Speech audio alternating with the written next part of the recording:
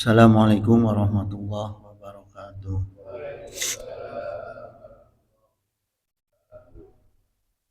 Alhamdulillah allazi alamal biqalam wa alamal insana ma'lam ya'lam. Wassalatu wassalamu ala nabiyina sayyidina Muhammadin wa ala sayyidil arabi wal ajam wa ala alihi wa sahbihi ya nabi'ul ulumi wal hikam.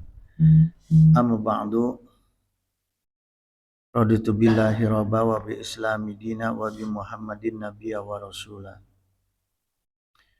Hadratal muhtaramin summa ila hadratil kiram min jami sayhina ayuhal mukarramun sahibal fudola allazi yakhduruna fi hazal masjid jami almanan sadaqallahu nuran wa ihsanan. Ayuhal ikhwan, pertemuan lalu kita sudah mengupas sebagian tentang alam barzah ya. Nah, sekarang kita kupas lanjutannya. Jadi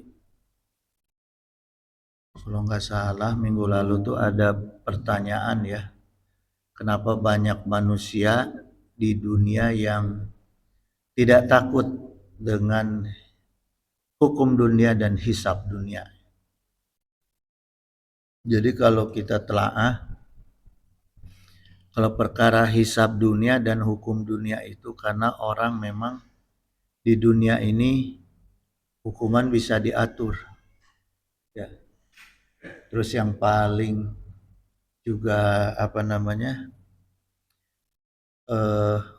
di dunia ini yang namanya hukuman itu nggak ada yang kekal, jadi ada waktunya ya, sekian tahun, sekian lama. Bahkan yang paling terlama aja hukuman mati ada selesainya gitu. Ketika taubat ya selesai, malah menikmati surga ya kan. Nah yang harus dipahami itu hukum di akhirat itu sifatnya kekal ya. Maka kita harus takut dengan dengan hukuman yang sifatnya kekal tuh harus takut kita. Dan ini pasti gitu ya. Kan kalau di alam dunia itu ada ungkapan karena biasa jadi tidak terasa. Ya seperti kita tertusuk jarum kan sakit ketika ditusuk. Tapi kalau udah jarumnya di dalam seperti infus kan udah terbiasa lagi. Gitu ya. Nah, sedangkan kalau di akhirat kan nggak gitu. Dipotong tangan, begitu sakit disambung lagi langsung, dipotong lagi. Jadi sakitnya terus-terusan dan itu kekal. Ya. Makanya nauzubillah summa nauzubillah gitu ya. Jangan sampai kita kena hukuman di akhirat gitu ya. Nah, jamaah sekalian,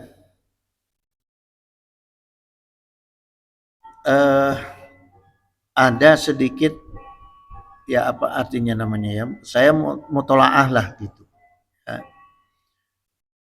Kemana kita akan pergi setelah meninggalkan dunia gitu. Kemudian seperti apa situasinya setelah kita meninggalkan dunia nih nanti ya, akan seperti apa nanti. Kemudian akan ada hisab dan perhitungan apa saja nanti setelah di alam dunia gitu. Kemudian apakah di alam dunia itu ada hisab atau tidak? Ya. Jadi kita hisab itu jamaah secara bahasa itu artinya al-adu wa al-muhasabatu. Ya, ini maknanya hisab. Hisab itu artinya perhitungan. Ya. Nah, kalau berdasarkan hukum Allah di dunia ini tidak ada hisab. Karena dunia ini tempat kita beramal, ya, tempat kita berbuat. Gitu. Maka di dunia tidak ada hisab secara hukum Allah, gitu. Tapi secara hukum manusia ada tadi. hisab yang berkaitan dengan undang-undang, ya, yang berkaitan dengan perdata pidana, ya, hukum positif. Nah, itulah hisab di dunia gitu. Ya, maka ada hakim, ada jaksa dan sebagainya, ada pemeriksa gitu. Ya. Nah, itulah hisab yang di alam dunia. Ciptaan siapa? Manusia. Kenapa manusia bisa menciptakan hisab di alam dunia? Karena dia punya pedoman. Artinya sebelum adanya Islam datang, manusia sudah punya pikiran, sudah punya di dalam pikirannya, di dalam akalnya untuk membuat satu hisab, gitu. Ya, artinya dasarnya dari mana? Berarti ini kan dasarnya adalah ilham. Setelah diciptakannya manusia dengan sifat akalnya, maka dia berpikir untuk adanya hisab. Ketika belum sifatnya belum manusia, ya belum ada hisab. Gitu. Ya, karena mulai dari turun kanjeng Nabi Adam, mulai turun agama. Nah, disitulah adanya hisab, karena adanya keyakinan terhadap beragama. Maka ada hisab gitu. Kalau hisab yang tanpa agama sifatnya seperti apa? Kepentingan penguasa, kepentingan raja, kepentingan penguasa lah. Gitu. Nah, itu bentuk-bentuk hisab di alam dunia. Ya. Jadi hasabu yuhasibu itu menghitung atau melakukan perhitungan. Ya. Bentuk masdarnya itu muhasabah. Nah, kenapa dalam Islam ada istilah muhasabah? Artinya inilah hisab di dunia, minimal kita harus bisa menghitung diri kita sendiri. Gitu. Ya. Tujuannya apa? Tujuannya supaya kita bisa menyadari kesalahan dan tidak mengulangi kesalahan yang sama. Itu tujuan muhasabah diri. Ya. Wa qala Allah Ta'ala wala tus'aluna amma kuntum ta'maluna. Ya. Sungguh kamu itu akan ditanya tentang apa yang telah kamu kerjakan. Nah, ini tujuannya kita muhasabah diri. Kenapa? Karena Allah akan bertanya tentang semua apa yang kita kerjakan. Maka Amirul Mukminin Umar bin Khattab mengingatkan hasibu anfusakum qabla an tuhasabu. Ya. Qabla an tuhasabu gitu. Jadi hitunglah diri kalian, amal diri kalian sendiri ya sebelum kalian semua dihisab, dihitung ke Allah. Nah, jadi sebelum dihitung ke Allah kita harus sudah menghitung amal-amal diri kita sendiri. Jemaah ya. Kemudian Said Bakri bin Muhammad Syato Dimyati. Nah, ini urutan hukum di dalam Islam ya. Quran, Sunnah, Ijma. Nah, ini bentuknya ijma ini. Said Bakri bin Muhammad Syato Dimyati, ini beliau mengijma, mengambil dari hadis tadi yang disampaikan oleh Sayyidina Umar ya. Kemudian beliau mengutip dari Ihya Ulumuddin, kitab Ihya Ulumuddin ya. Wa fil ihya'i dijelaskan dalam kitab Ihya, faman hasaba nafsahu qabla ayu hasabu, maka siapa yang menghitung-hitung amaliyah dirinya sebelum dihisab ya, khafafa fil kiamati, maka akan diringankan hisabnya di hari kiamat. Gitu. Hasabuhu wa khudira inda su'ali jawabuhu gitu. Dan dimudahkan dalam menjawab pertanyaan-pertanyaan nanti malaikat. Gitu. Ya. Wa hasuna min qalabahu, dan akan menempati tempat yang terbaik di alam kubur maupun di alam akhirat nanti. Maka kemudian beliau waqala aidon ya, ini dalam kitab Kifayatul Atqiyah, kalau tadi Ihya, beliau juga berkata yajibu alaika an taqiya al matabu aidon gitu. Wajib atas kamu menjaga tobat. Nah, di antara cara kita menghisap diri itu aplikasinya atau implementasinya, ya, pembuktian kita menghitung-hitung diri kita sendiri, menghisap diri kita sendiri, faktanya ketika kita menjaga taubat. Artinya kita sudah menghisap diri sendiri, gitu, ya. Kalau taubatnya belum terjaga, berarti kita belum menghisap diri kita sendiri, ya. Bihifdil adois sab'ati, gitu. Caranya bagaimana menjaga taubat itu?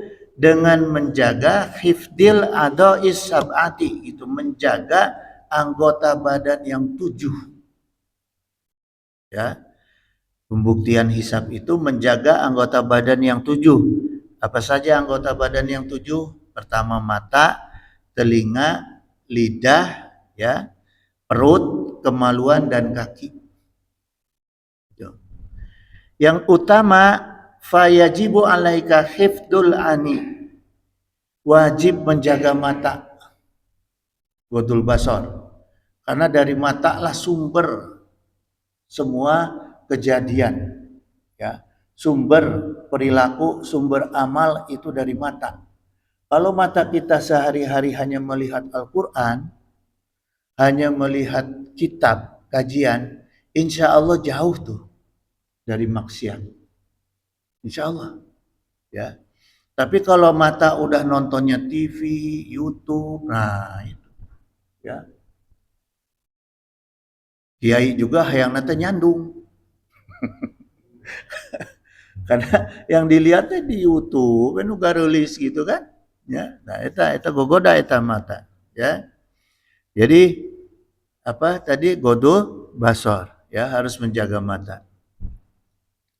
Hifdul lisani, yang kedua itu menjaga lidah, ya.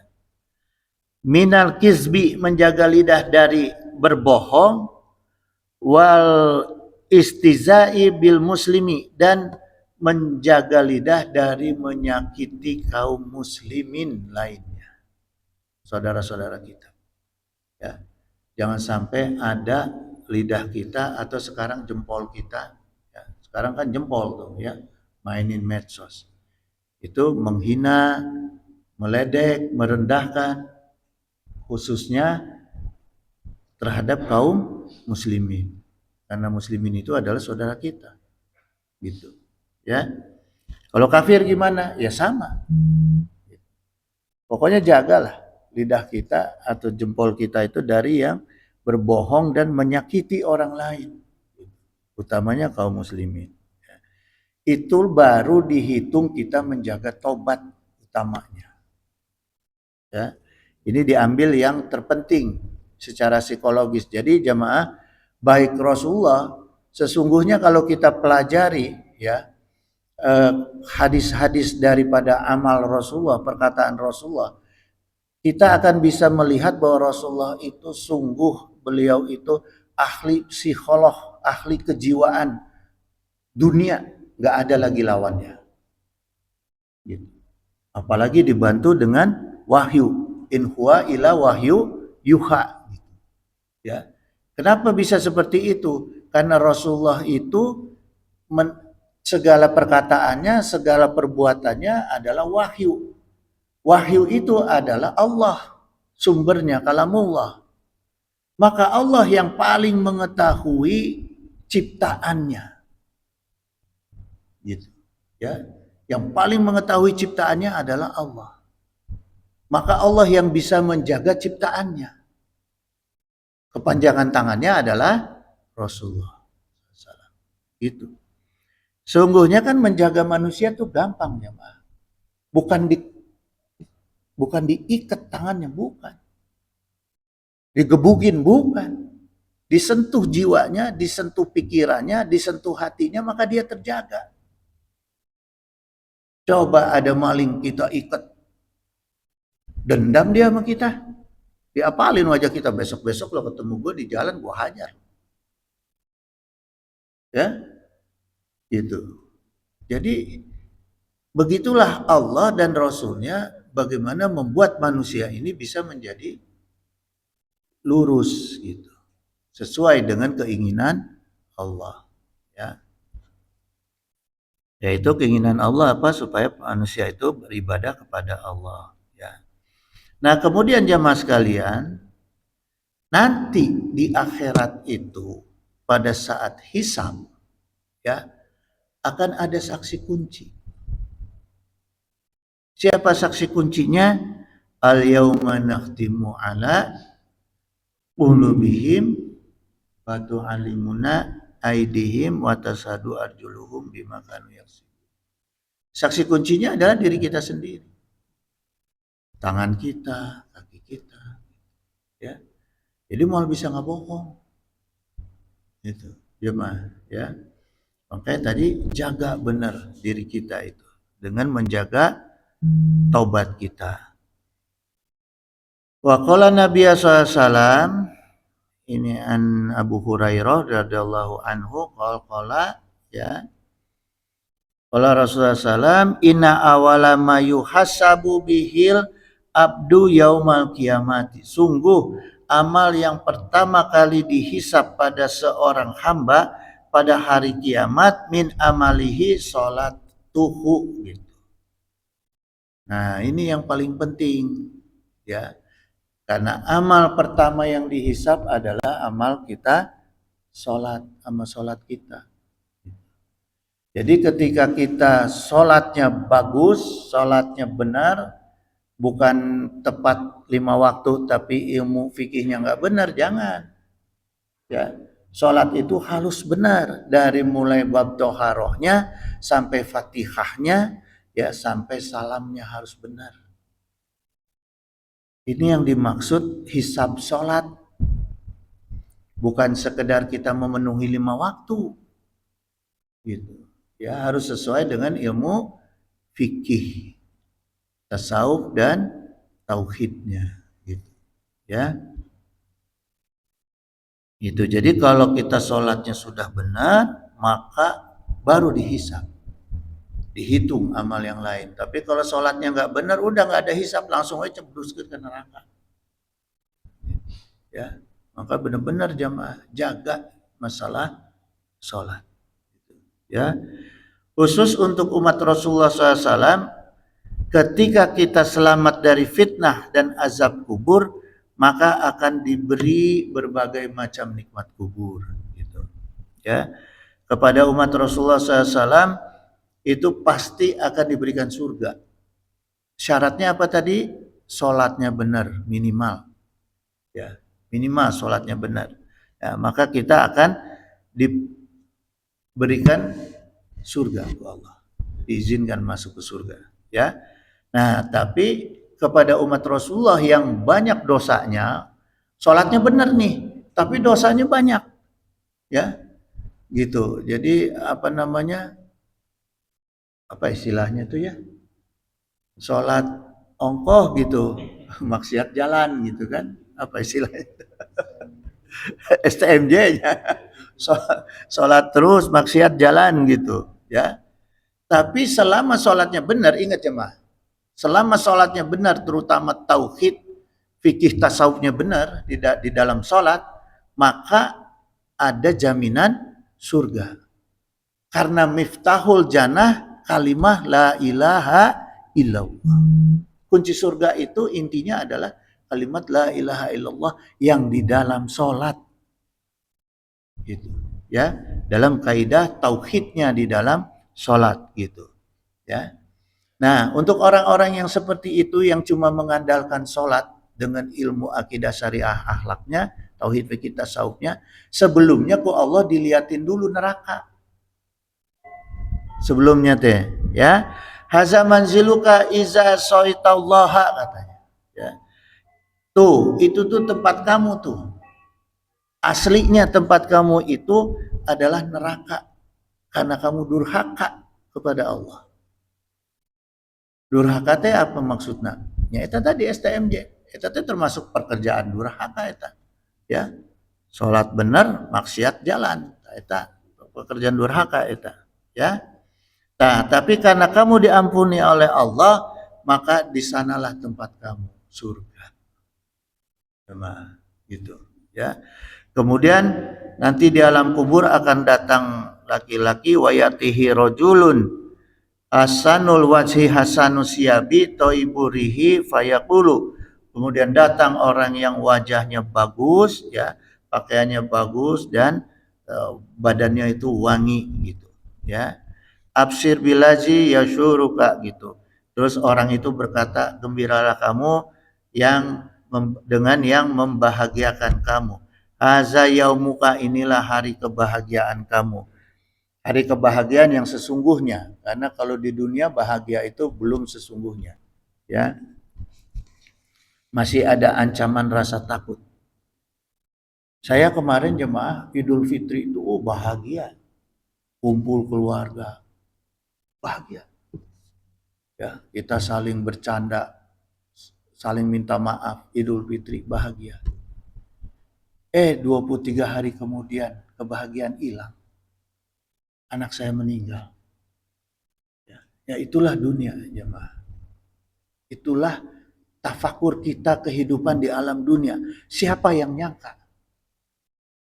Bahagia tiba-tiba dalam hitungan hari hilang kebahagiaan. Hanya bisa mengembalikan dengan janji-janji Allah, dengan janji-janji Rasulnya. Tanpa itu nggak akan bisa kembali kebahagiaan kita. Itu yang saya rasakan, jemaah. Ya, maka saya bagi ini perasaan. Apa yang saya rasakan. Jangan kita terlena dengan kebahagiaan dunia. Karena itu bisa tiba-tiba susah kita. Gitu ya, susah dijelaskan. Ya.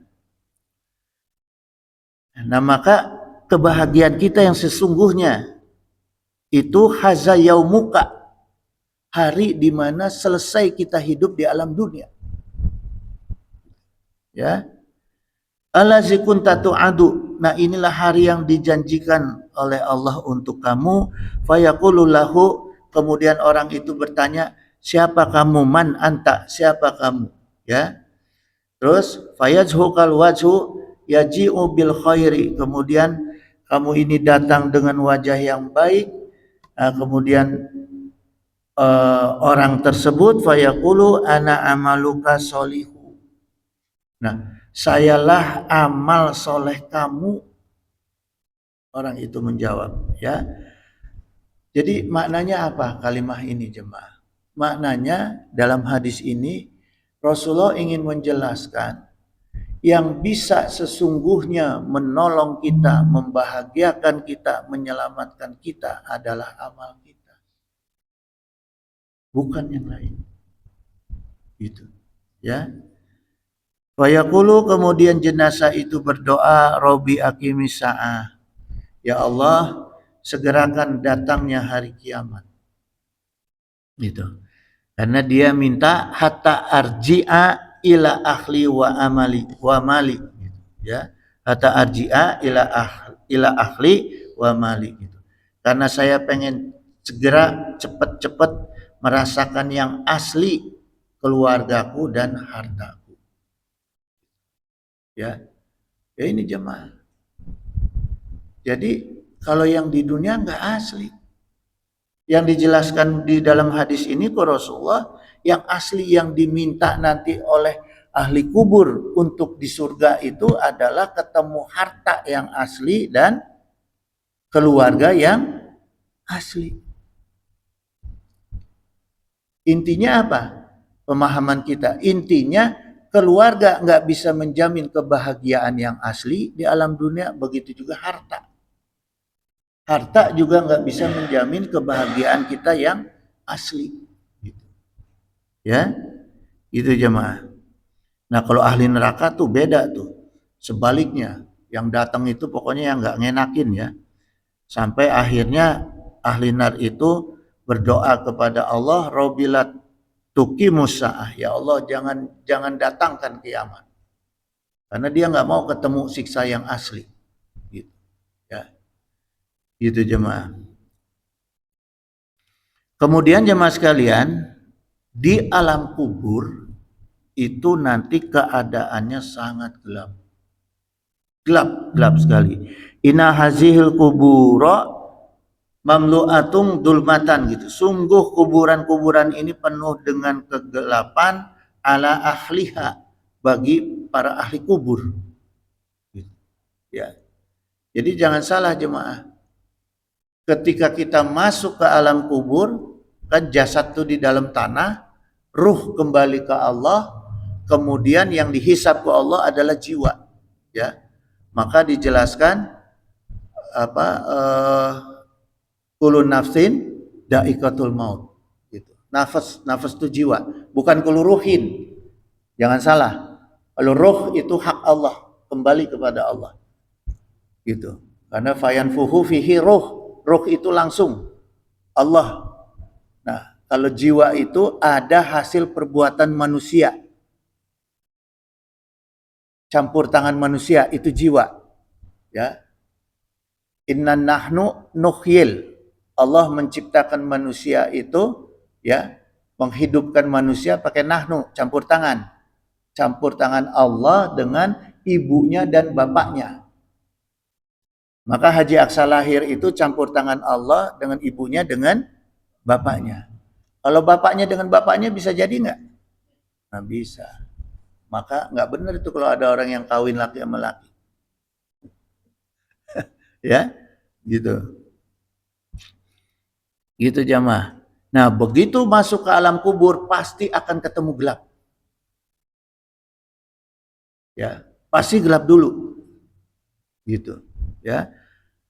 Wa qala Nabi SAW dari Anas, ya. Lau aflata ahadun min domatil qabri la aflata hazal sobiyu gitu. Kemudian di alam kubur setelah ada kegelapan akan ada himpitan. Akan ada himpitan gitu, ya. Nah, kalau ada yang selamat dari himpitan di alam kubur, maka bayi selamat. Tapi ternyata bayi juga tidak selamat. Bayi juga begitu masuk alam kubur, pertama akan merasakan gelap, kedua akan merasakan himpitan. Gitu, ya. Jadi nggak bisa dihindari itu jemaah. Nggak bisa, kecuali Nabi dan Rasul. Ya. Tapi di luar Nabi dan Rasul, pangkat wali sekalipun tetap akan ketemu gelap dan ketemu himpitan di alam kubur. Gitu. Ya. Nah, sekarang dikatakan Al-Munawi rahimahullah, ya, al-mu'minu al-kamilu yandamu alaihi gitu. Seorang mukmin yang sempurna imannya tetap akan mengalami himpitan. Himpitan alam kubur, ya. Suma yang fariju anhu syari'an. Kemudian dengan cepat dia segera dilepaskan. Jadi himpitannya itu hanya cet dah. Gitu. Ya. Secepat kilat gitu. Cet. Ya, gitu. Segera dilepaskan. Wal mu'minu al asyiyatulu domahu gitu, ya. Sedangkan seorang mukmin yang ahli maksiat akan diperlama himpitannya. Yang sempurna imannya, yang bagus amalnya, itu cuma dikagetin doang, cet. Nah, kalau mukmin tuh agak lama deh. Ngerasain dulu deh tuh. Ya. Suma yatarokho anhu ba'du, kemudian dilepaskan setelah itu. Ya. Wa anal kafiro yadumu domahu au yakadu ayadumu gitu. Sedangkan untuk orang kafir selama-lamanya, ya, hampir selama-lamanya dicepit, diimpit di alam kubur. Jadi nggak bisa gerak kemana-mana tuh, ya. Ini dalam kitab Fathul Qadir jilid 2 halaman 168, ya. Nah, kemudian penghimpitan di alam kubur itu terjadi sebelum datangnya pertanyaan dua malaikat. Sebelum datangnya malaikat Munkar Nakir, ya. Gitu. Jadi kita udah, psikologis kita di alam kubur nanti tuh udah ditekan dulu. Ya. Baru datang pertanyaan. Aramli rahimahullah qala wa dhamatal qabri lil mayyiti qabla su'ali malakaini gitu. Kemudian penghimpitan di alam kubur itu terjadi sebelum pertanyaan dua malaikat, Ya, ini dalam kitab Fatawa Al-Ramli. Al-Muzani rahimahullah dalam Syarh Sunnah qala ya summa hamma ba'doti fil kuburi masa aluna gitu. Kemudian mereka setelah merasakan penghimpitan, mereka akan ditanya oleh dua malaikat. Ya. Wa qala aidan As-Suyuti rahimahullah mengatakan wal ma'rufu anal anbiya'a layat gotuna gitu. Pendapat yang ma'ruf para nabi dan para rasul tidak mengalami himpitan. Ya. Gitu. Kemudian kata ulama gini jemaah. Nggak usah takut sama himpitan kubur. Gitu. Ya. Kenapa nggak usah takut? Tadi kan udah jelasin. Kalau orang yang sempurna imannya, ya amalnya baik, itu hanya dikagetin doang impitannya gitu. Ya. Nah, kemudian jamaah sekalian, untuk orang-orang yang ditetapkan ku Allah sebagai ahli surga, maka himpitan alam kubur itu jadi penyempurna pembersihan dosa. Udah dihimpitnya cuma sekejap, dikagetin doang, dosa kita habis rotok. Ya. Pembersih semua dosa yang masih ada sisa tertinggal. Makanya saya aneh kalau ada orang yang dikuburin terus tidak boleh ditalkin, bingung saya. Orang yang di alam kubur itu butuh talkin. Orang yang mau meninggal aja butuh ditalkinin, dibimbing. Ditambah tidak ditalkinin. Biar gimana siapapun yang mati pasti punya peninggalan-peninggalan dosa yang ke bawah. Itu jemaah. Ya. Nah ini gunanya himpitan di alam kubur itu tujuannya untuk menghabiskan sama sekali, merontokkan semua dosa-dosa kita bersih sama sekali. Ya. Itu kalau masih banyak yang sisa dosanya ya lama lah dijepitnya gitu. Ya. Nah, kalau untuk orang kafir ini impitan ini jadi azab, jadi siksa sebelum asli siksa di neraka nanti. Gitu. Ya. Nah, kemudian gini, jemaah. Logika nih. Saya cerita logika ya. Kadang-kadang kan agama harus diterima oleh logika. Logikanya himpitan kubur tuh kayak apa? Logikanya, ya. Kalau kita lihat di dalam ilmiah, ya, dalam teori ilmu ilmiah kedokteran, ya, begitu masuk alam kubur tuh pasti akan ada pembusukan, pasti, kecuali nabi, rasul dan orang-orang yang dihitung syahid, ya. Nah, tulang tuh pasti ada hancur. Ini saya lihat cari di Google ya, terus saya diskusi dengan saya punya menantu kakak saya yang dokter. Jadi dari Google itu saya tanyain, ternyata benar ya. Jadi pembusukan itu terutama pada tulang ya, Mah. Pada tulang ya. Ada tulang rawan gitu. Sampai terakhir itu tulang kering dan rambut. Terakhir di dalam tanah itu ya. Kemudian baru setelah 2 tahun hilang. Jasad kita hilang, udah bersatu dengan tanah, hanya sisa sedikit-sedikit lah. Gitu. Yang paling ada nanti sisa ini nih, tulang apa namanya?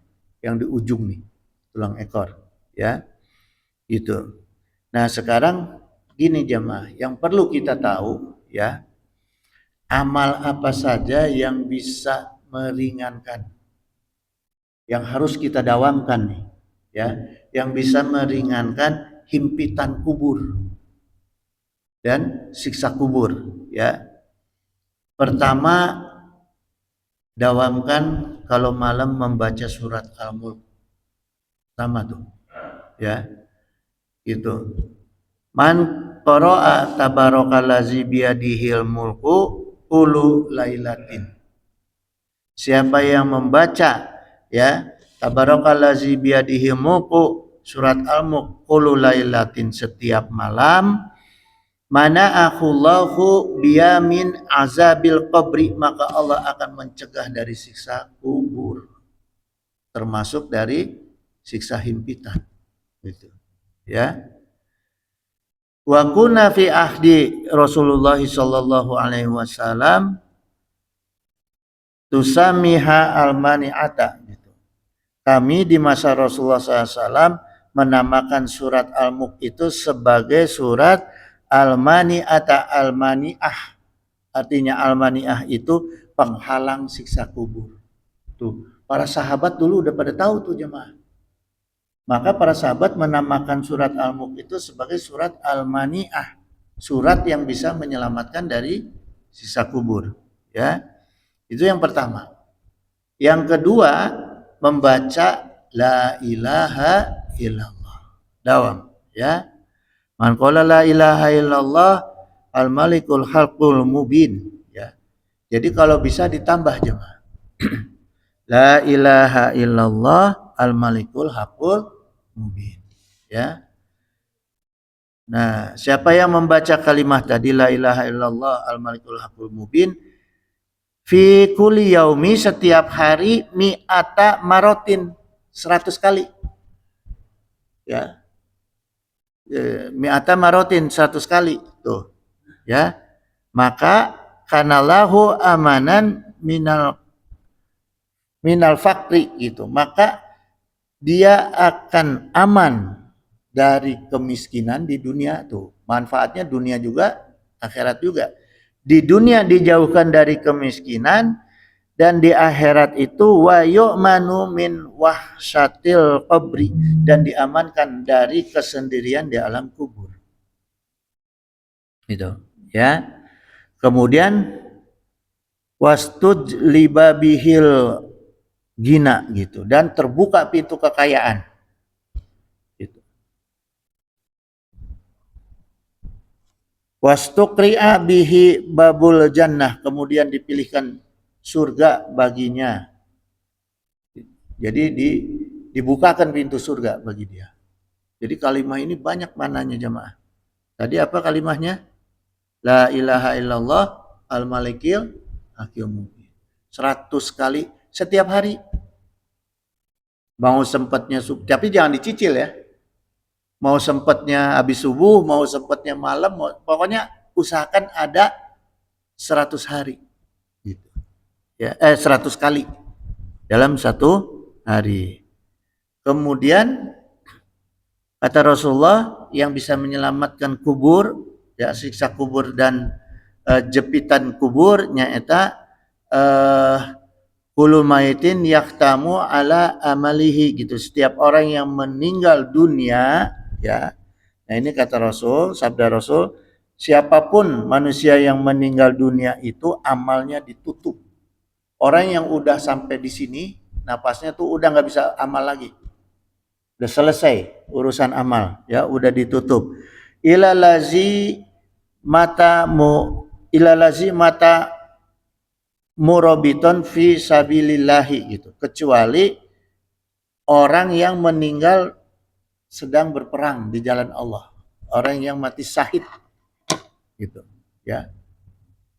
Orang yang mati syahid fa innahu yanmillahu a'maluhu yaumal qiyamah, maka amalnya itu nanti ditambah pada hari kiamat.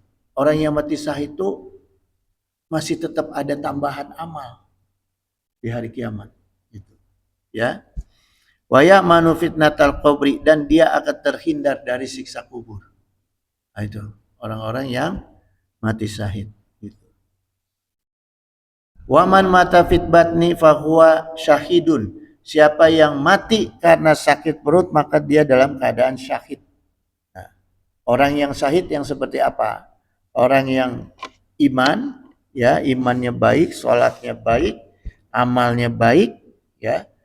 Kemudian sakit dalam perut, artinya di dalam tubuh. Penyakit-penyakit yang di dalam tubuh. Jantung nggak di perut gimana? Ya di dalam tubuh. Gitu, ya. Terus sakit perut yang melilit, pokoknya yang di dalam tubuh gitu, ya. Terus yang kedua, kategori yang bisa masuk dalam kategori mati syahid itu mamin muslimin yaumutu yaumal jumu'ati aw lailatal jumu'ati. Orang yang meninggal di hari Jumat atau di malam Jumat ila waqahu fitnatal qabri. Allah akan melindungi dia dari fitnah kubur.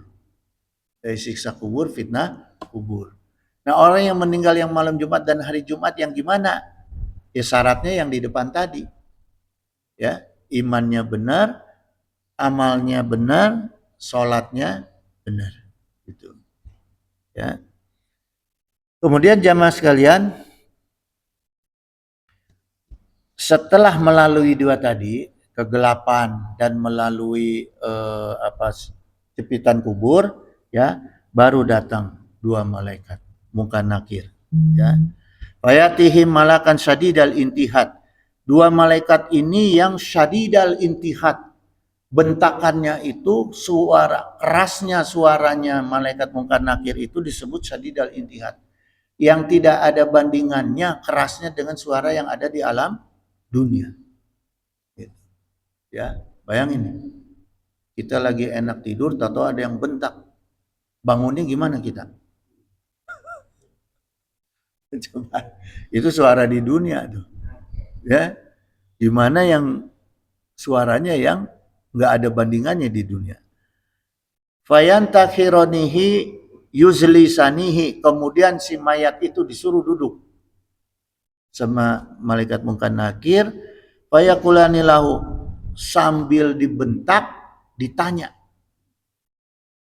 Nah, sambil dibentak ditanya marobuka wa nabiyuka madinuka dan lain-lain. Tuh, itu kejadian nanti, ya. Nah, kemudian kenapa disebut malaikat khusus nanti ini Munkar Nakir yang akan menanya ahli kubur? Li'anna kulama ro'ahu ankarohu. Karena sifatnya dua malaikat ini, ya, kulama ro'ahu ankarohu. Orang yang melihat dua malaikat ini pasti akan mengingkari dia. Maksudnya mengingkari apa? Kalau kita melihat sesuatu yang kita takut, pasti apa? Coba, kalau kita melihat sesuatu yang kita takut nih, pasti kita akan gimana? Tutup mata. Coba, jangan kata lihat tuyul beneran, lihat tuyul di film aja, tuyul, iya tuyul ya. Pocong, kuntilanak, pasti tutup mata. Ya, makanya disebut di sini angkarohu gitu. Pasti akan mengingkari dia. U-nya itu ke Munkar Nakir gitu. Saking takutna gitu, ya. Maka tidak mau melihat. Nah, itu yang mungkar. Kalau nakir ini disebut isim fa'il bimakna maf'ul. Jadi dua-duanya sama, munkar wa nakir gitu. Bahasanya aja yang beda tapi bentuknya sama, ya. Kemudian jemaah sekalian, Munkar Nakir itu bentuknya, ya, dalam keadaan gelap, azrokon, aswadan. Jadi aswad itu hitam, karena ini pakai tanwin, aswadan, maka itu sangat hitam. Nggak ada bandingannya hitam di alam dunia, gitu. Azrokon, kemudian biru. Biru nate biru gelap, bari caang gitu, bari ada sinar.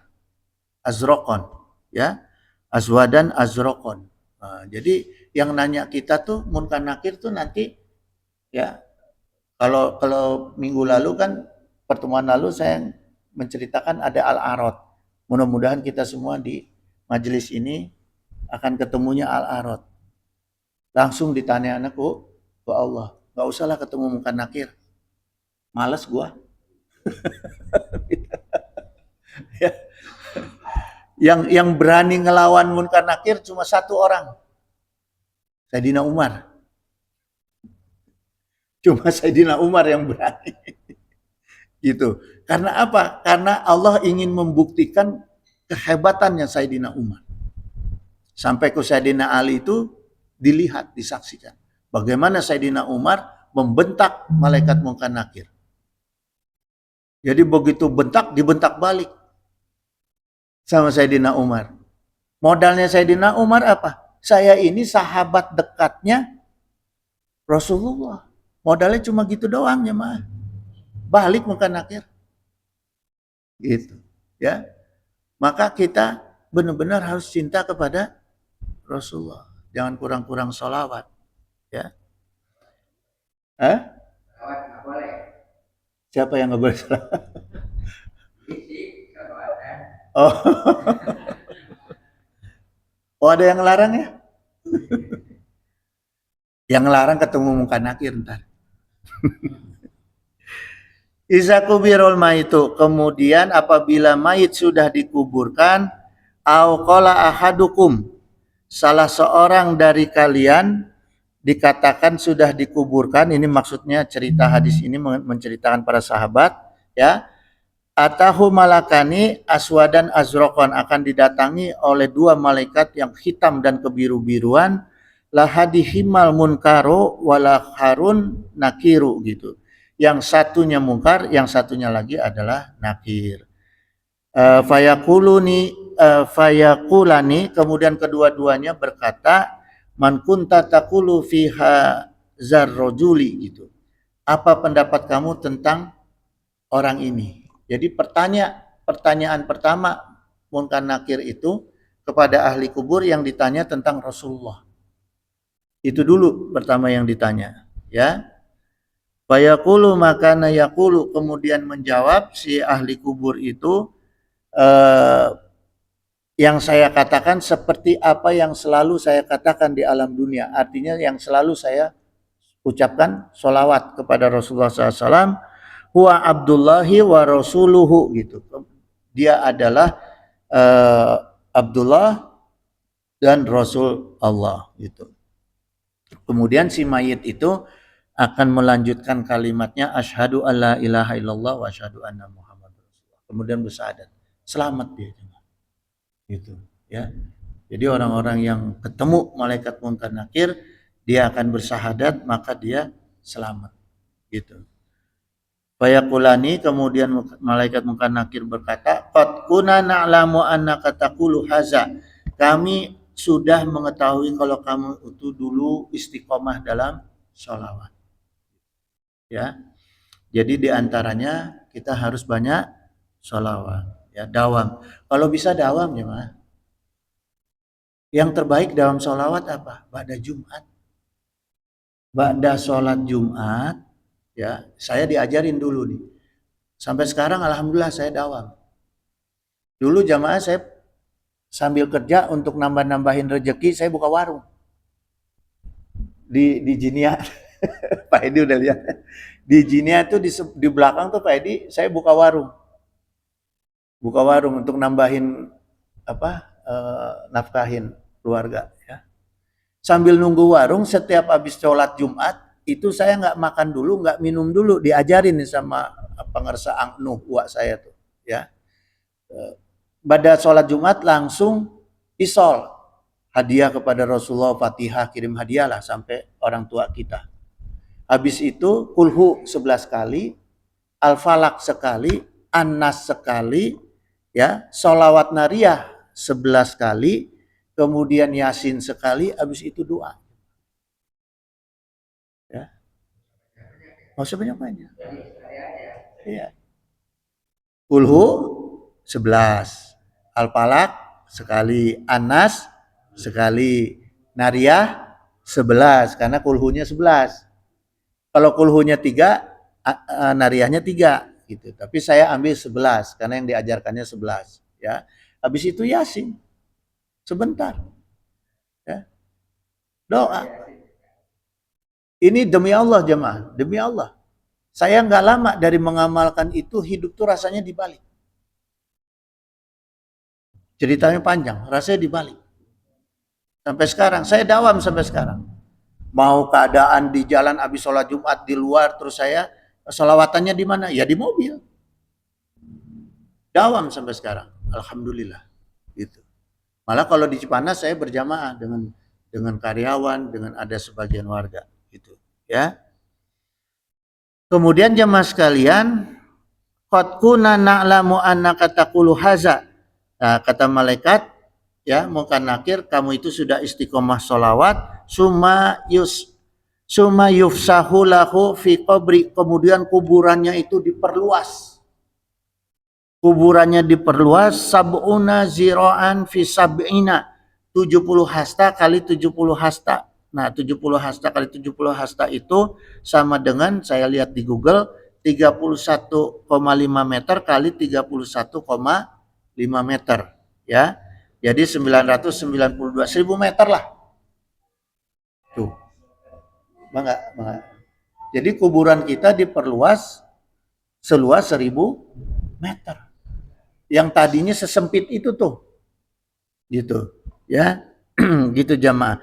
Summa yunawaru lahu fihi, kemudian dikasih PLN. Yang gelap dikasih penerangan. Gitu, ya. Kemudian berikutnya jemaah sekalian, Allah kasih kita kasur dari surga. Pokoknya kuburan kita diperindah, diperenak. Gitu. Makanya target kita tuh harus selamat di dalam alam barzah. Gitu jemaah, ya. Ini menarik nih. Menarik, saya aja yang nulis ini, yang mengkaji ini, menarik sekali. Mendorong kita tuh untuk benar-benar ngincer kenikmatan alam kubur. Ya, nanti kita lanjutkan minggu depan karena udah jam 6. Innahu sami'un qaribun mujibud da'wat wa yaqdi hajat.